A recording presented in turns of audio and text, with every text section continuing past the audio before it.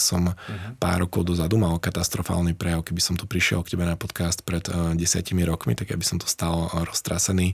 Možno by som aj mal v hlave dobré myšlienky, ale nevedel by som ich dobre interpretovať a aby boli jednoducho pochopiteľné pre ľudí.